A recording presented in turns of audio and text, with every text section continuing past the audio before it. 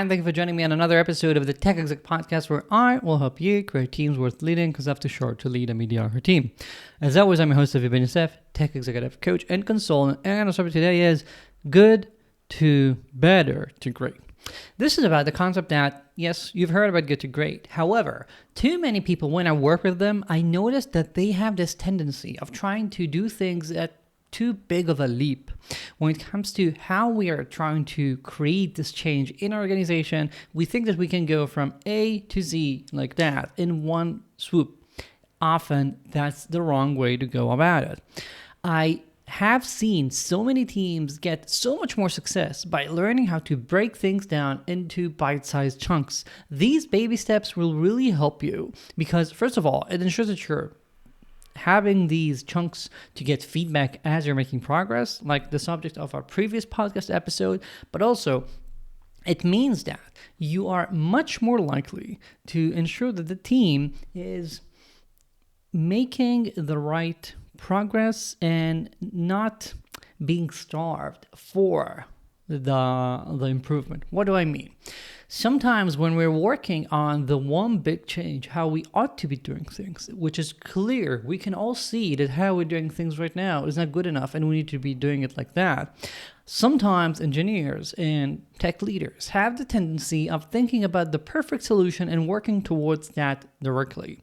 However, getting there might require too much time, and in the meantime, your team is actually suffering day in, day out, and they are starving for an improvement, but they have to keep waiting because we have to do things the right way.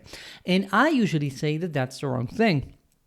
Sometimes we do. When you look at the trade-offs, it doesn't make a lot of sense to break things down. But we're talking about projects that end up spanning months.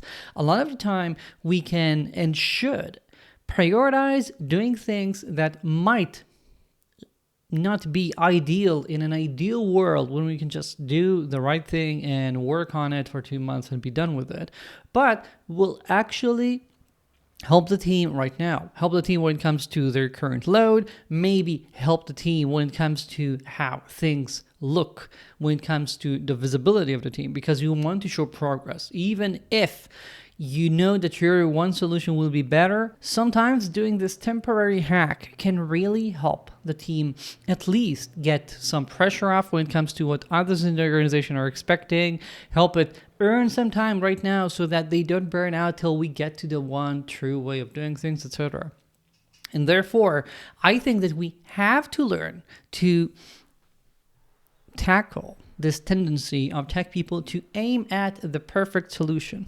When we know what we ought to be doing, when we feel like we see the current state and the future state, and it's very clear how much better things are going to get, it's too easy, too tempting many times to focus solely on that and not understand the cost of the current time. Like, okay, it's going to take you 2 months, 3 months, whatever, to get that thing out of the way, which is not too long maybe, and okay.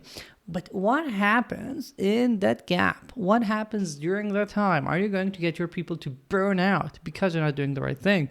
So I saw a company talking about how they're going to be changing their developer experience platform to make things much better for the engineers who are currently suffering, but they were currently focused on a plan that would take them, as they said it, not even, they were too optimistic, but even before me pushing back on how long it's going to take, they expected things to take more than 3-4 months. And in the meantime, the team was dangerously burning out. And therefore, I'm like, okay, how about we focus on getting these things out of the way first, and then we can focus on the bigger stuff, so at least the team is not like this day in, day out. What do you think about that?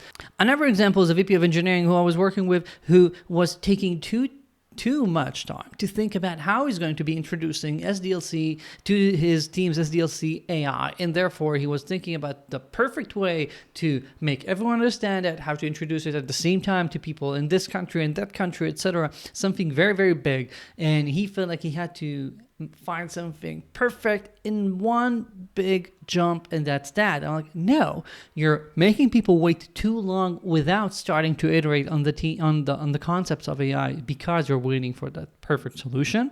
In the meantime, people have this FOMO growing and they feel like the organization is not where others are around them. You're wasting a lot of opportunity cost because you're taking too much time. You're missing on the fact that actually you're not going to find a perfect solution even if you think about it for 4 months now. And instead, actually starting to do things and learning as you're making progress will actually accelerate your learning. All of those things are, again, this connected to this problem of thinking about going from good to great, understanding that actually we're going to get better in many, many steps along the way before we get to great, and that's fine. That's the way things are.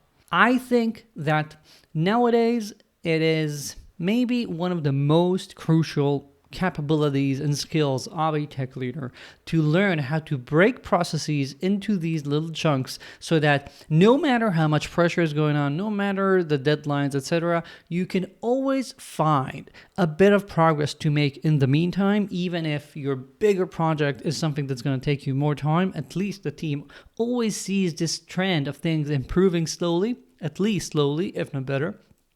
And if you can do that, you usually can position yourself as a very effective tech executive because, things stack up. This is the compounding interest sort of phenomenon. If you keep making these little upgrades all of the time, you will see those benefits stacking up real quick, as opposed to only releasing these 1-2 big upgrades to your organization a year. We want to be doing things much faster, and therefore we have to break things into these bite-sized chunks, these baby steps, and always be making some progress.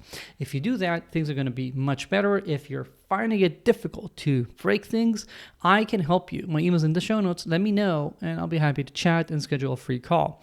All that said, I am not saying you're not going to get to great. I am saying you have to understand the journey, and as we're on that journey, we have to keep making progress and not just expect this big jump at the end.